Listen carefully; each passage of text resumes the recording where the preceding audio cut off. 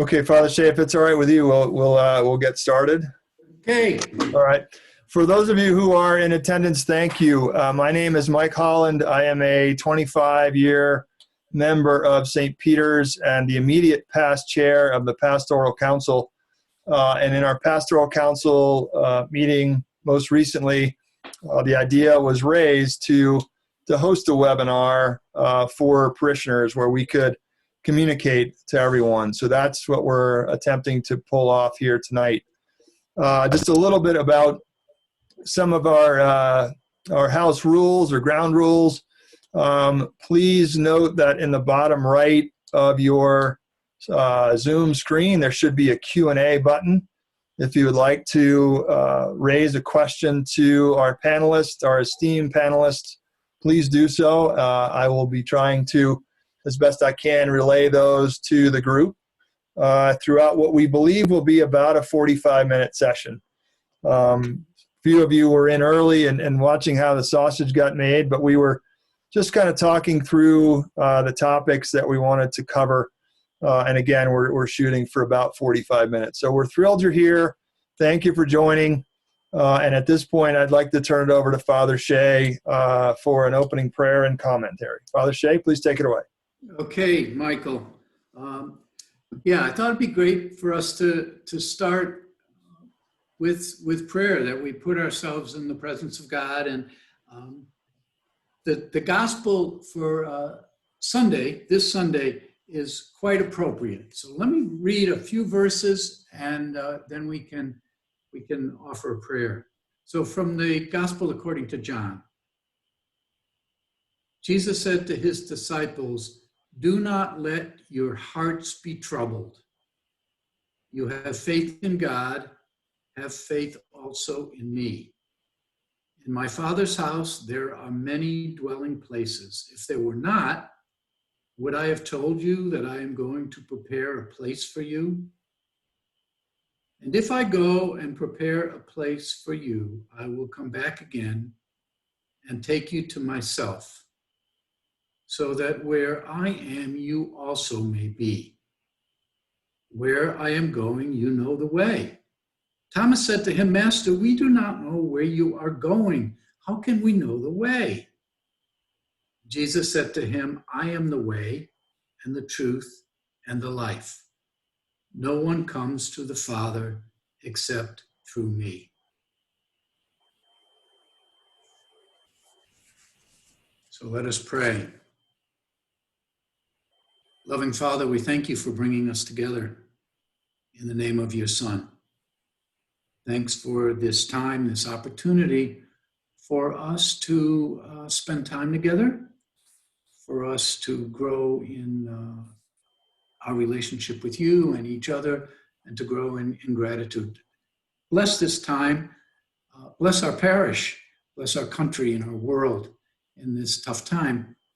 And may this time together be deeply encouraging, deepen our hope, deepen our trust, so that we do not let our hearts be troubled, but be encouraged by your grace. So bless us and our conversation, our time together, we ask through Christ our Lord. Amen. Amen. So thank you, Mike, for putting this together. So what we want to do this evening is spend some time together. We clearly there's a hunger, there's a desire for that, and we want to provide a little update of what's going on in the parish, hoping that it will be encouraging. We want to talk about the future a bit, and give you an opportunity to share any thoughts or questions or concerns about that. So we're going to have David Schilli, who is the chair of our pastoral council, talk, and Cathy Chiappetta, faith formation, and Geoff Owen, who's the chair of our finance council, to talk about financial stewardship. And then I'll lead a brief reflection on what we're thinking about diocesan guidelines and when we might be able to resume some level of prayer together. So that's what we're about. I want to put it first of all in a spiritual context. What we're about. We're on a journey, aren't we? We all know that, and the Scripture's been speaking to us. Remember, last week was about the Good Shepherd and trying to hear his voice and trust his voice, and this week again, Jesus at the Last Supper, the farewell discourse. The people are upset. He had just washed their feet. Judas had just left to betray him. Peter clearly said, I'm going to hang in there. And Jesus said, no, you won't. So there's lots of feeling going on. And during this time, we have lots going on. And our relationship with God is changing. Everybody I talk to, when says, yeah, there is a lot going on and my prayer is different. Well, that's what we're all about, isn't it? When we're anxious, when we're not in control, when we're vulnerable, there's a real invitation there for God to get at us. Right? It's a time of growth. It doesn't feel that way, perhaps, but it is a time of growth. And that Easter grace that we've been praying for is to deepen our relationship with the risen Christ. The gospel, they said, Thomas said, I don't know, where are you going? Where's the roadmap? And that's what we're saying, aren't we? What's the roadmap here? And Jesus says, it's not about a roadmap. How do we know the way? And Jesus says, I am the way, I am the truth, I'm the life. Suffering can leave us bitter and closed, but it can also help us to be wise and compassionate and grateful as we go deeper. That hope is the fruit of facing the darkness that we need to face wisely and peacefully and generously. So it's about going deeper, and that's what we're about. It's about discernment. And that's what we are about as a community. There sure is a longing for community, isn't there? We've done a lot of videos. We've done maybe 25, and people have really. It's a way to reach out. People have liked them, and then we did our first live stream mass this Sunday. As you know, we had a few technical difficulties, but people were just so glad to be connected that. They said, oh yeah, it went a little gray, but it was fine. It was fine. We could hear you. And most of the time we could see you. So we want to keep doing that. And we want to just trust that the Lord is here in the middle of it. Although we're not so much aware. The movements are up and down a lot, aren't they? So many people say that. That our dreams are more vivid, our ups are higher, our downs are lower. And that's the conversion moment. And we want to hang in there with one another so that we can grow deeper in discipleship, freer, more peaceful, more generous, more trusting. So that's what we're about as a parish. You know that. And it's a time of real grace. So there's a lot of life going on. David's going to talk about some of the activities, some of the signs of God's activity among us that we might not be aware of. So David? David, just a quick reminder to the panelists, or to the attendees rather, I'm sorry if I didn't mean to interrupt. We're getting some Q&A coming in. If you would hit the Q&A button on the bottom, just use the Q&A button only, and that's the easiest one. I do have one other question, but I think we'll cover it when we get to Geoff and Terrie. David, I apologize again, please. take over. Sure. Good evening, everybody. My name is David Schilli, and I'm the chair this year of the Pastoral Council. I'd like to start off by saying thank you to Father Shea for his leadership during this time. It's comforting. He's got a steady hand on the wheel, and it's comforting to all of us who are working with him to know that. And he also, as you all know, has kept his sense of humor and perspective on all of this. And I thought what I would do is spend a little time, since we're not all together, at least physically, but virtually at least tonight, to tell you some things about what's been going on at St. Peter, because I think you'll find it very consoling to know that there's been even though that we're not together, there's been a very sort of seamless transition into this new virtual world. And there's a lot of great things happening at St. Peter and by folks who are part of our community. And I will apologize at the beginning. I'm sure I'm going to leave some names out of this, but there will be some shout outs during this because people are really contributing to the overall community, not just the St. Peter community, but the community at large. And I thought what I would do is spend a little bit of time. I'm sure I'll be accused of filibustering here. But I thought I'd take a few minutes and look internally at St. Peter and some of the great things that are happening within our own community, and then look a little bit externally about and tell you some things that are happening I guess happening and by folks within our community and how they're contributing to the larger community.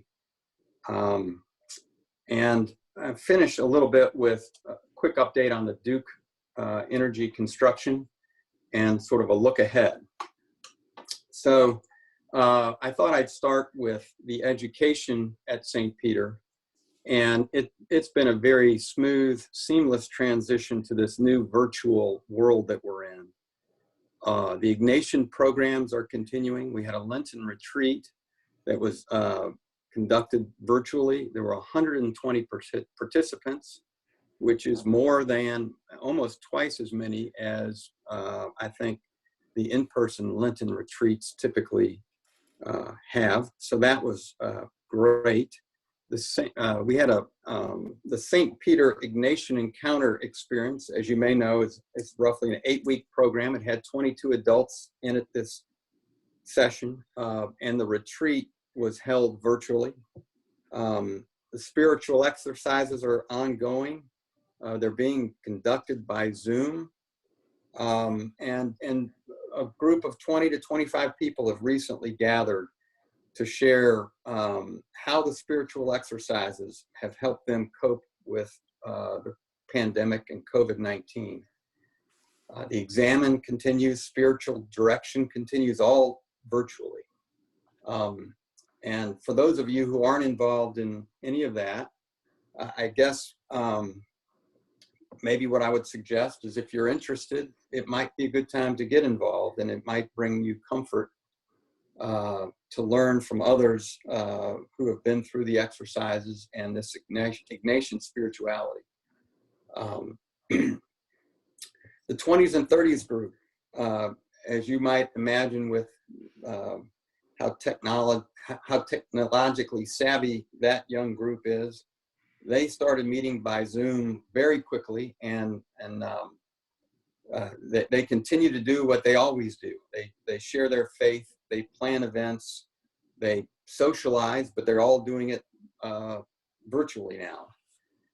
They historically had gathered once a month at a specific mass, but they've designed a virtual worship service where they can all be together. And I'll tell you more about this in just a minute, but they have organized themselves to help respond to the needs of individuals in our parish if those needs arise. And so people have been very active, even though the doors to the church have not been open to us all. And it's very consoling to hear that people are staying connected and staying engaged. One of the ways that people within St. Peter's have taken care of themselves, it can be demonstrated by what the sages, our St. Peter sages, did. As you may know, those are folks in our parish who are aged 60 and above. And after Governor Cooper's stay-at-home order was issued, they quickly mobilized. They arranged for a phone tree to make personal, direct, and regular contact with people within their sage community, focusing mostly on the senior-est of the sages and those likely to be most impacted by the stay-at-home order. Over 300 calls have been made among that group to make sure that people in our community are cared for and taken care of. The SAGE leadership arranged for volunteers from the 20s and 30s group to assist with picking up groceries and medicine and other necessities for when folks in that SAGE community didn't feel comfortable going out to some of the public places. Happily, I can report to you, as it's been reported to me, that there have been no great needs among the SAGE members that have not been met. And so the sages have all been so appreciative of the efforts to help them stay connected because they aren't able to get out. And one thing that was consoling for me was to learn in our regular reports about this initiative was that there were many sages who had already been calling each other to check in on people, check in on each other, to see what they could do to help. And just as importantly, when they heard about this effort, they quickly volunteered their time and effort to jump in and do what they could. Here's a shout out to Susie Long and Joe Breen, Louise Rice, and Tony Bucci for their SAGE leadership, and Abby Kenneman and Mary Lauren Shea of the 20s and 30s group for their leadership, and to Karen Leggio and Michelle Mate of our pastoral council.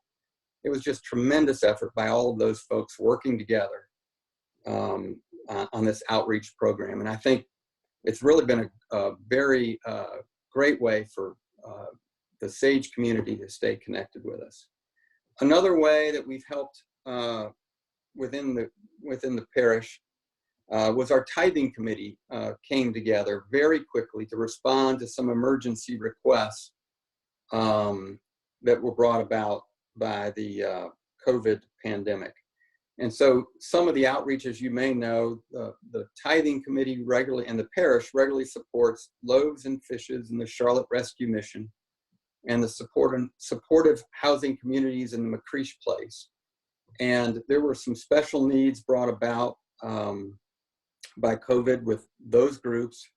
And the tithing committee was able to meet the funding requests. And they did so expeditiously.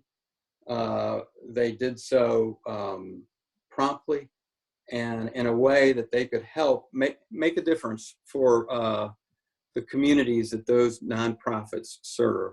There was also funding available for the urban ministries and the YWCA.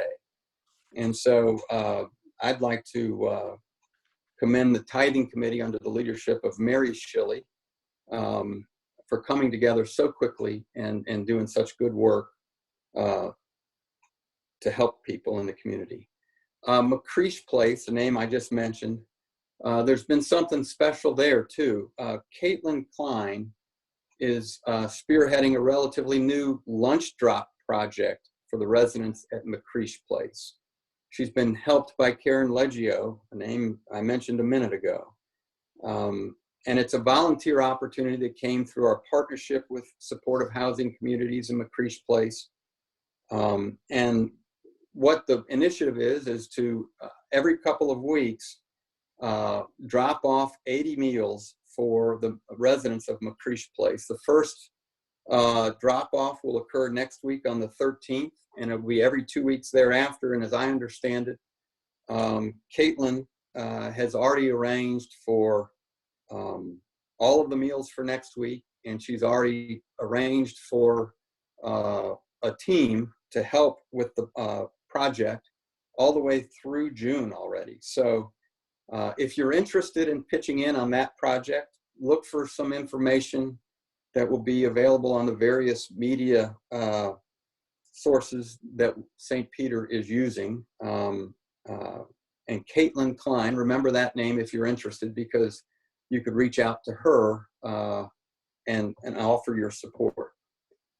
Catholic Charities has an extreme need for food donations right now at the food pantry, which is located at 1123 South Church Street. The food pantry is open on Tuesday mornings from 9 a.m. till 12 for both distribution of food and the collection of food. And if anybody is looking for a way to engage, to give back to the community and to those in need, and I think we're all feeling a little bit of that right now, this would be a great way to do that. Cathy Chiappetta, whom you'll hear from in a minute, has been in touch with the food pantry coordinator. So if you have questions, maybe Cathy would be a good one to ask. And a quick shout out to Owen Moore, one of our youths at St. Peter. Yeah, he's already collected and donated 300 cans of food to the pantry. So Owen, way to go. Keep up the good work. Druid Hills, as you all know, school is out. But Suzanne Whittabort at the parish has remained engaged with our Druid Hills partnership. There are many families there who are in desperate need of food. And a lot of the children at Druid Hills rely on the breakfast, lunch, and even dinner that's offered by Druid Hills to them. And St. Peter has historically supported Druid Hills with funding for school supplies and other school-related activities. Father Shea has, since school is out, has allowed the unused funds that we have in our budget for this year to be used for donating staples, some food for the families there. And so far, $800 has been donated, $800 worth of food has been donated for families at Druid Hills. Joanne Shea, who has been involved with the Druid Hills project for several years, she is staying connected with the Girl Scout families that she's involved with, providing them activities, providing them with resources. And just another note, Teacher Appreciation Week at Druid Hills is upon us. And Suzanne is taking care of the teachers with special messages and things like that. So thank you again to both Joanne and Suzanne and the others on the Druid Hills team. There are some other great works by the youths of our parish. There was a group of 3 families in the Dilworth neighborhood who sought food donations from the Dilworth community to donate to the West Boulevard Ministries, which serves the West Boulevard corridor. They were in a desperate place and needed a lot of food. And so a total of 6 or 7 members of our parish collected, organized, and then put together 50 boxes of donated food, with each box containing breakfast, lunch, and dinner to feed a family. And then they also had enough food for 20 boxes of single meals. So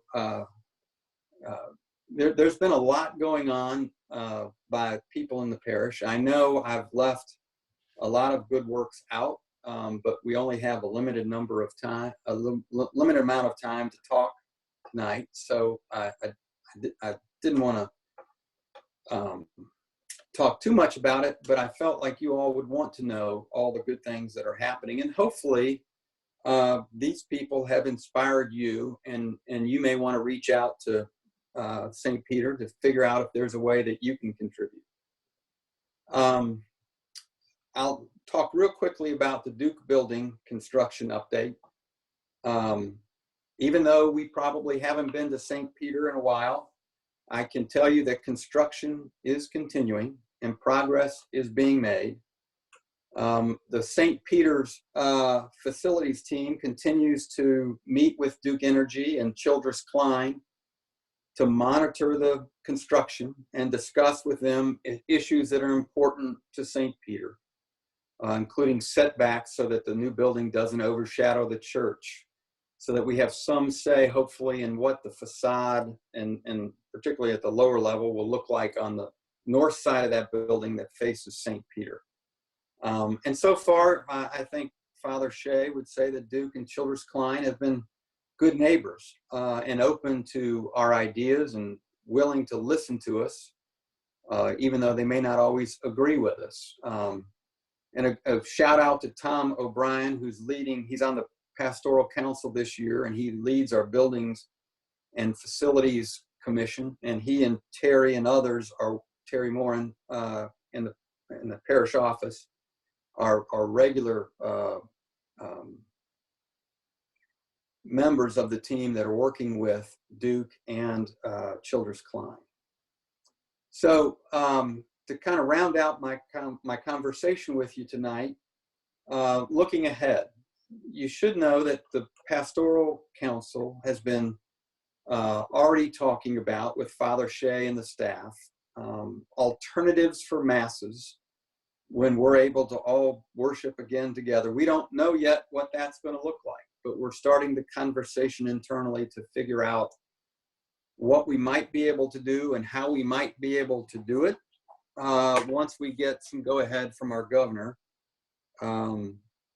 We may be limited with the size of the gatherings, and we're trying to figure out how we can allocate those spaces in the church and in Biss Hall and Benedict Hall for masses and other events. But hopefully we'll be through phase one. If we all behave here, we'll be through phase one pretty quickly. And hopefully by the end of May, we can at least start coming together a little bit with some of these restrictions being loosened on us. We're also continuing to get input from the diocese on how we can come together and to do it safely. I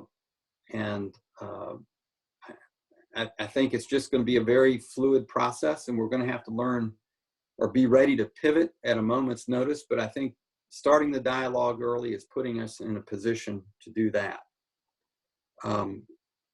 That's all I have. If Father Shea, you don't have anything to add to that, I'll turn it over to Cathy, and she can talk about some of the programs that she's involved with. Cathy? That's fine. Yep. Thank you. I'm Cathy Chiappetta. I'm Faith Formation Director at St. Peter. I just loved listening to David talk about all the things that have been going on, and really just hearing all the parishioners that have been, working so hard to keep us engaged and also to help us keep our faith in action. That's something that's really special about our church, and keeping us home hasn't kept that from happening. So that's really special.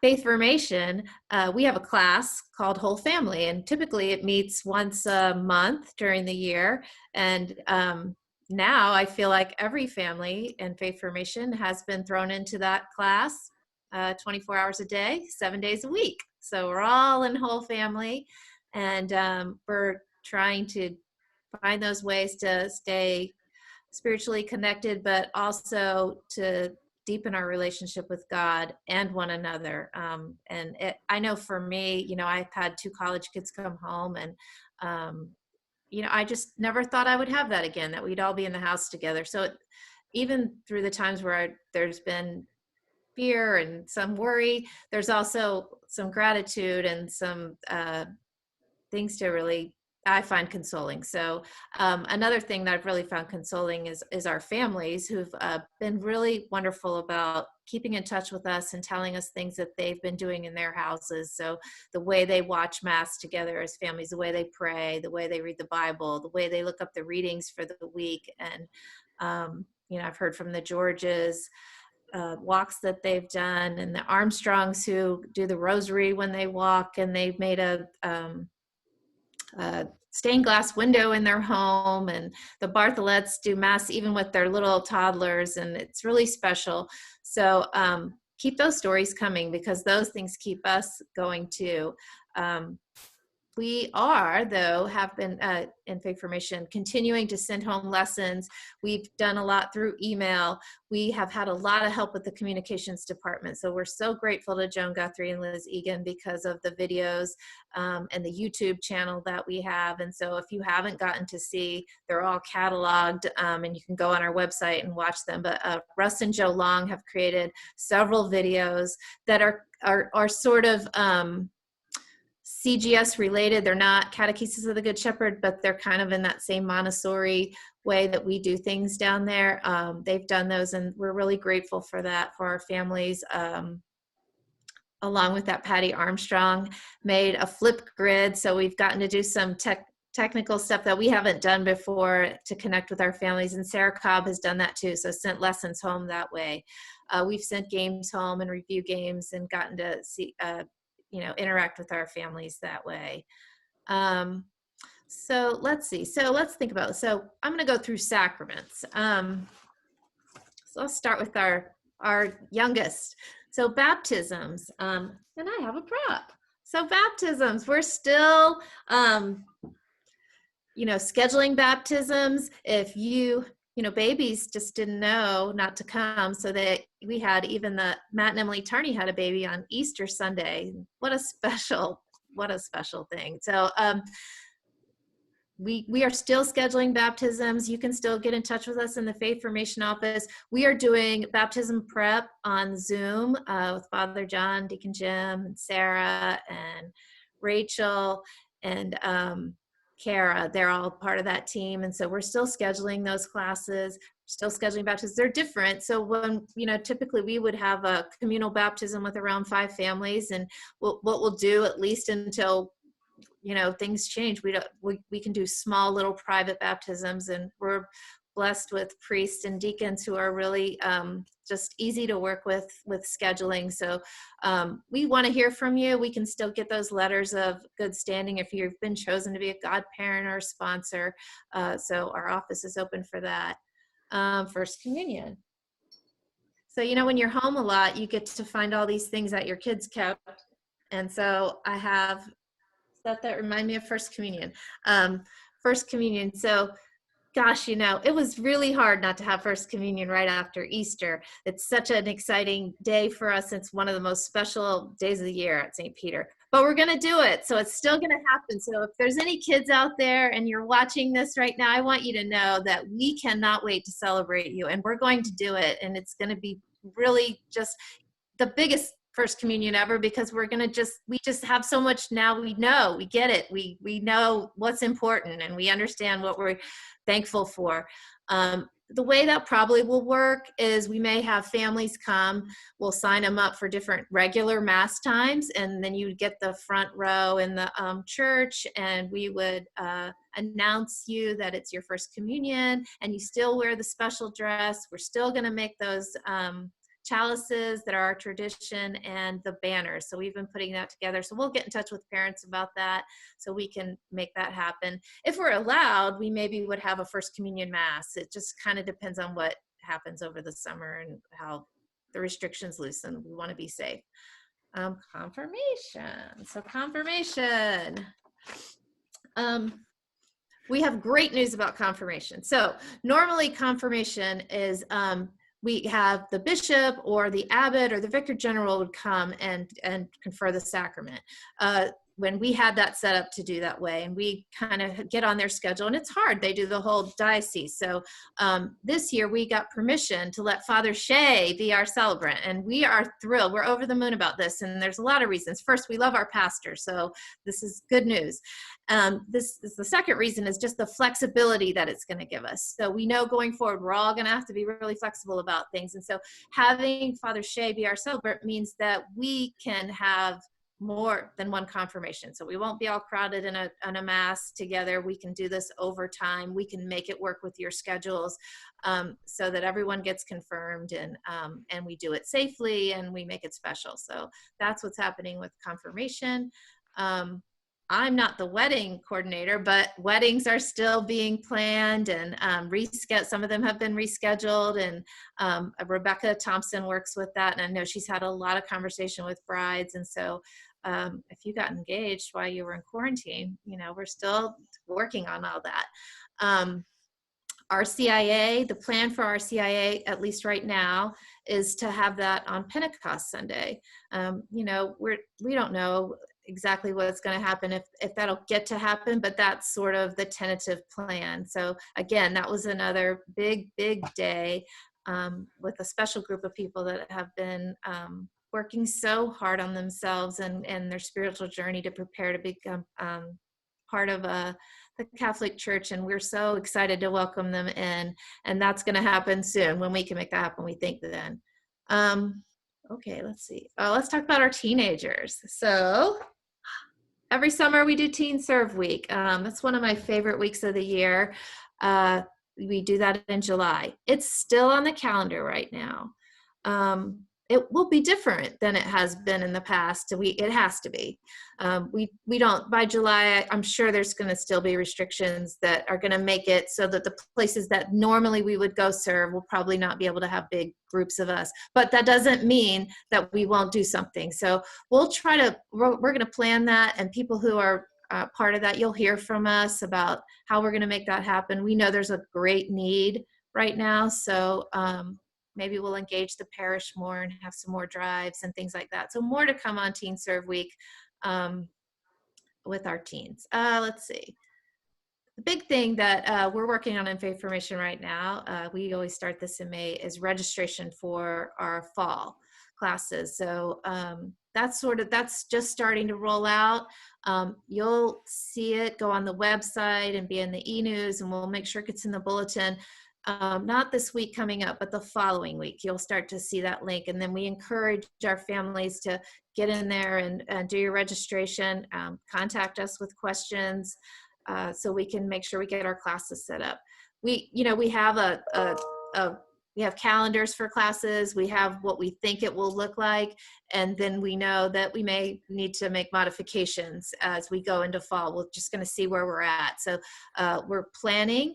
And we're looking forward to when we can all be together again. And then we're also kind of in the back of our minds, kind of planning out ways that we could make it so that everyone's safe and we keep everyone protected and keep everything sanitized like we need to, and still be able to have all those, the time together to learn our faith.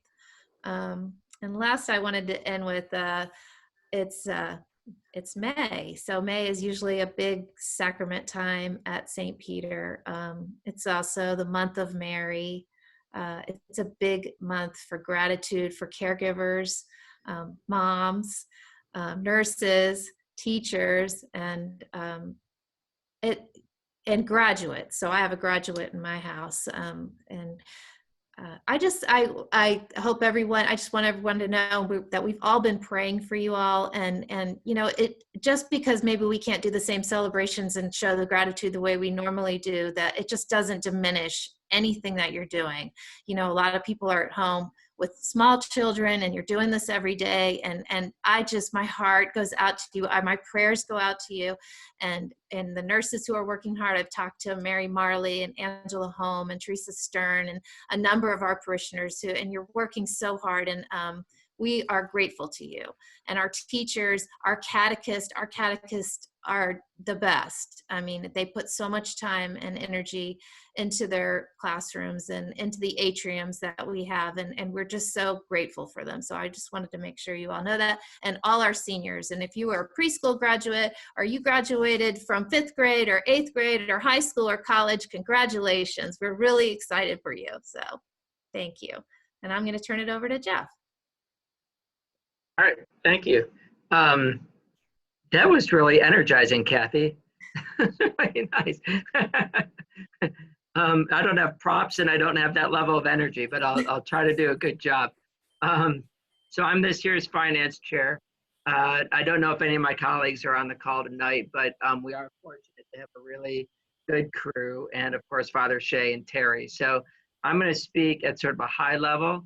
If anybody sends questions in, I'll try to answer them conceptually, or Terrie, who's better equipped with a lot of these specific numbers and such, will jump in. So starting with what our mission is for the finance team.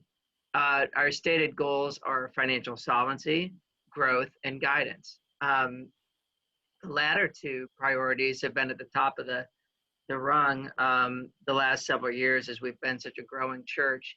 But right now, what the front row or the main stage is financial solvency, as you might expect. So I wanted to share with you, to start, a couple of the goals that we've had, especially since COVID issues started. There's three that I highlight as kind of our main driving points. Number one is commitment to our staff. As you've heard, and as you all are well aware, our priests have just been fantastic operating in the trenches and with pastoral outreach. We've also, and you might not always see this, we're blessed by our staff that's risen to the challenge of working remotely and calling audibles, as Cathy said, for Easter, spring sacraments, and other happenings. From our vantage point in particular, I've witnessed Terrie and her team just tirelessly tackling these new challenges. And it's actually been just really pretty incredible, to be honest. Number two of our goals is to maintain facilities. I think we're all aware most of our campus is old and continues to need care. So we can't just sweep things under the rug, even if we're not all there on a regular basis. And number three, which Cathy and David covered very well, is support our local community. So as we know, St. Peter prides itself for its support of its own parish members and also of Charlotte's most vulnerable populations. I'm moved by what was said here tonight, and I'm moved every time I learn of something our parishioners are doing for a greater demand. So those are our goals: commitment to our staff, maintenance of facilities, and support our local community. And so moving then to our financial state, and I'll keep it kind of brief and ask any questions that you want. March was good. That's not surprising. A lot of this hit at the end of the month. And so we actually just narrowly missed our budget. Although I do want to say that within that, our budget that we produced for this year was a flat revenue with increased expenses. So, we had no idea how important that conservative approach would be. It's really served us better than we ever could have imagined, right? April was probably more like you would expect. It was down. Even with that, our revenue just got over the line to be at about 80% of that flatline revenue budget.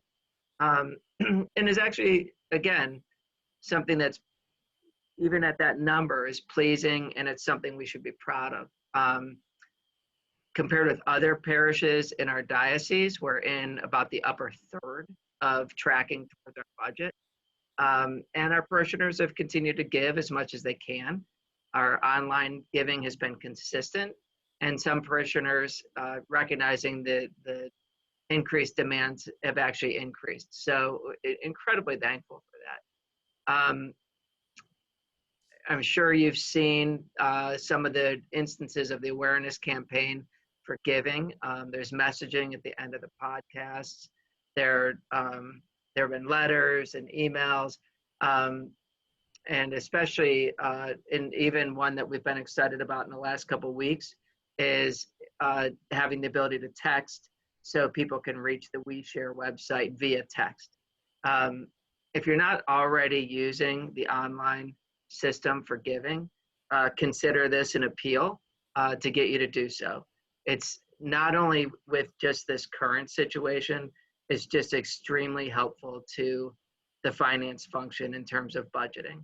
And quite frankly, I'm a tech dinosaur, and I have found it to be really easy to use and really good. And just signing my kids up for Cathy's programs and different things it's just really, it's an awesome use of technology for our church.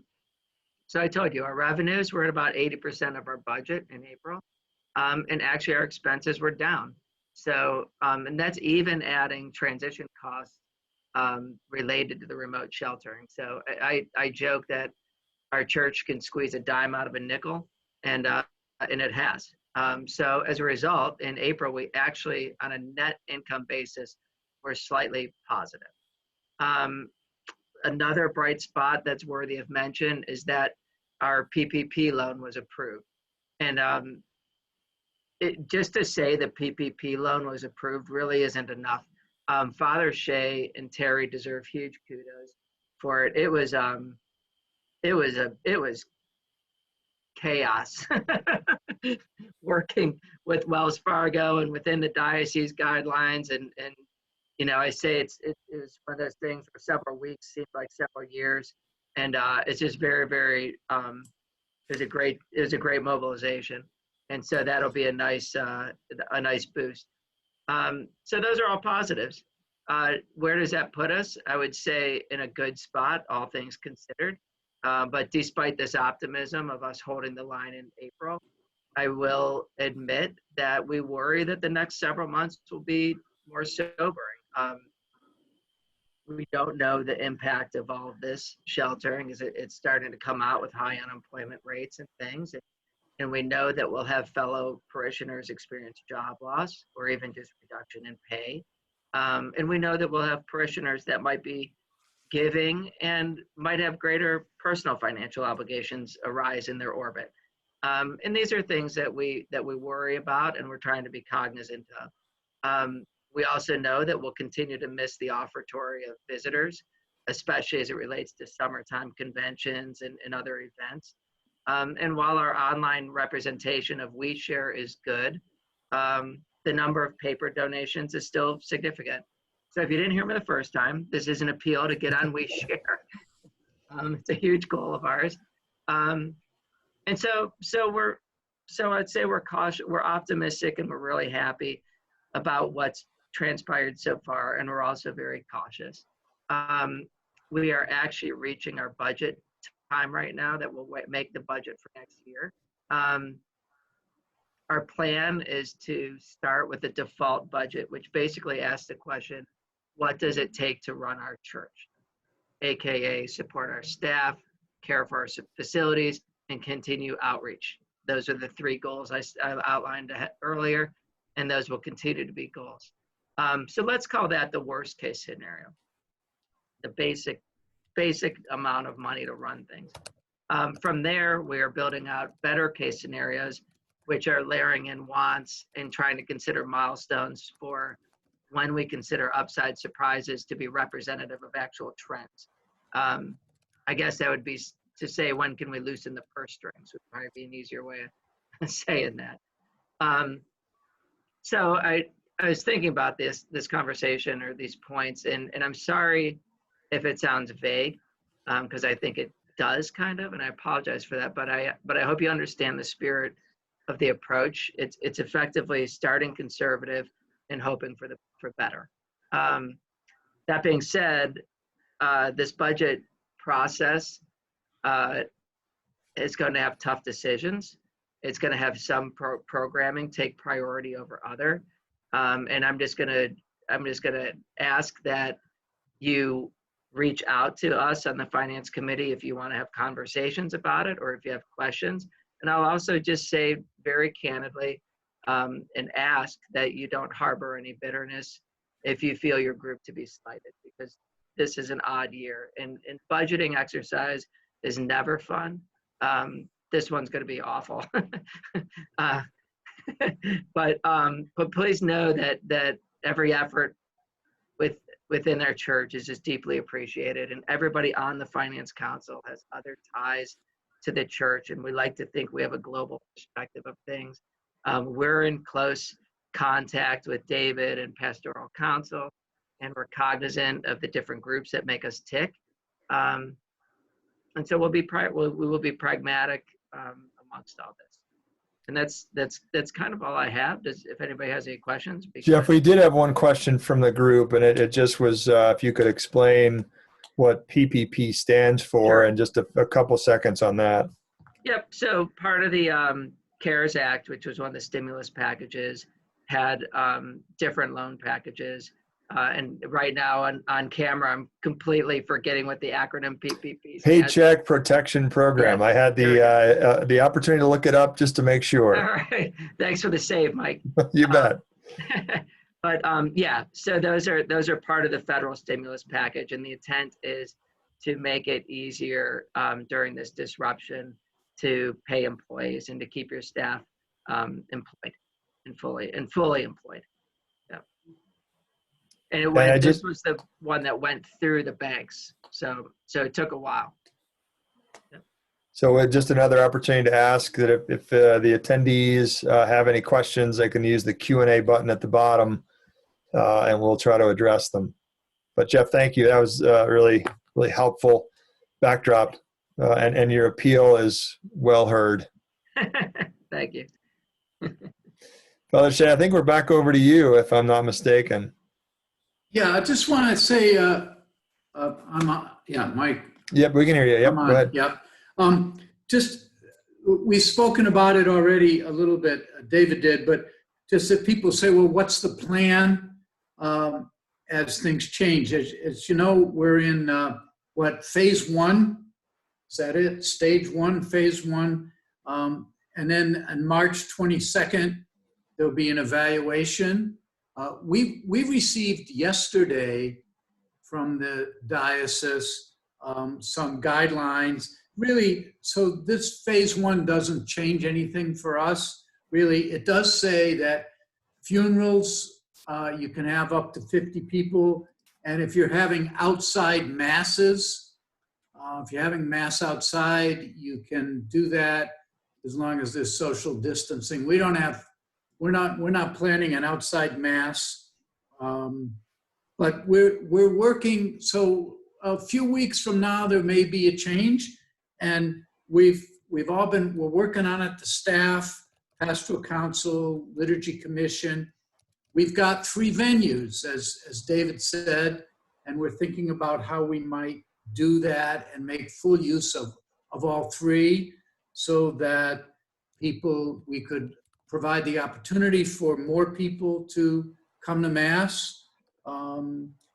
And we've thought about various ways of doing that fairly, and we're investigating. Chris Churchill and Barbara Gaddy from Liturgy Commission are doing some work saying maybe we could use one of the Sign Up Genius tool that we use for other signing up for other events and programs. We see that we're going to continue to do that live stream at 11:30 Mass, and that will will be helpful. We're doing short-term fixes and with an eye at longer-term fixes for the technology. It's complex, but Terrie and Joan and Liz are working on that. There's a lot, so bear with us, and I know you do. People really appreciated Mass. They just liked seeing us, even though we turn gray at times. So know that we're working on it, and if you and that we're very open to any questions or concerns or hopes that you might express, because we're trying to discern, right? How do we keep people safe? And yet people are hungering for some community, and they're hungering for the Eucharist. And so we're working at it. We hear you, and we're very open to whatever input or questions or concerns that you might wish to offer. Okay?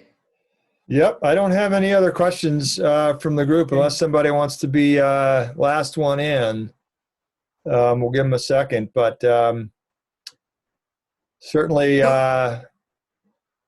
So Mike, and if any of you listening in want to give us feedback on how this was, or, any feedback is going to be appreciated.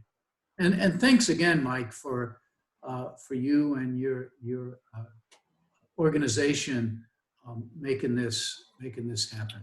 It helps when the CEO of the company is also a parishioner, so that makes it easy. Yes. We're happy to do it, and it was just something that translated from a lot of us have been sitting on these Zoom calls for days and weeks on end, and it's nice to be on one that's not work related, quite frankly. Yes. A little bit more spiritual in nature, and I think it's safe to say that we all need that in our own way. So that's great. Let's see. I do have a couple of questions coming in.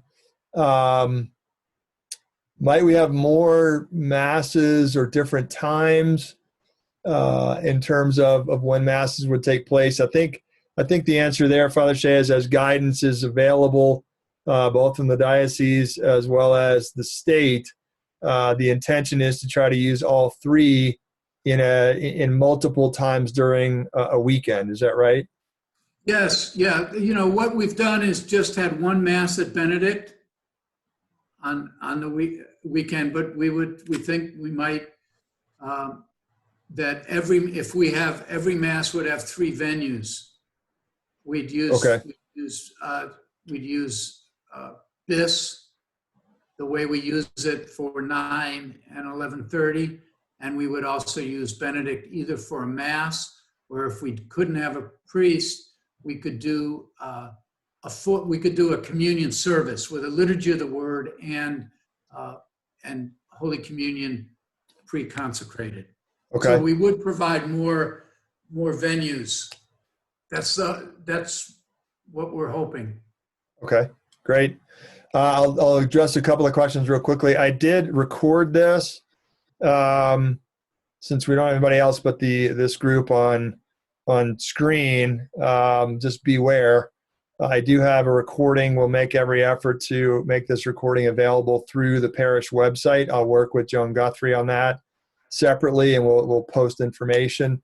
We do have a request from one of the staff members for any listeners who happen to be with us tonight or may watch this later. If your information is not updated for email, phone number, etc., with the parish office, please either visit the website or call the parish office so we can get that updated. Continued communication will go out during this time, and we'll use the information on file. So if for some reason you believe, by definition, if you got here, you're probably in communication. But if there are others in the parish community that may need to do that, please do so. And then one last item. The homeless ministry apparently has 3 move-ins coming. I don't know who that would be in terms of either staff and or ministry, but there might be a need for some folks to be movers, lifters of things. I don't know. We'll try to take that offline and communicate that through a parish effort if we need some volunteers. So that is all we have in terms of questions. And then a couple people have certainly thanked us for making the effort. So I think all of us, as we were planning this, we were all glad to be able to do this. So it was kind of a labor of love. Thanks, Mike, for coordinating. Yes, thank you. Yeah, absolutely. Okay, well, without further ado, we will bid good evening to all, and we'll be in touch soon. Stay healthy, stay safe. Thank you. God bless. Thanks. Thank you. Take care, everyone. Bye-bye.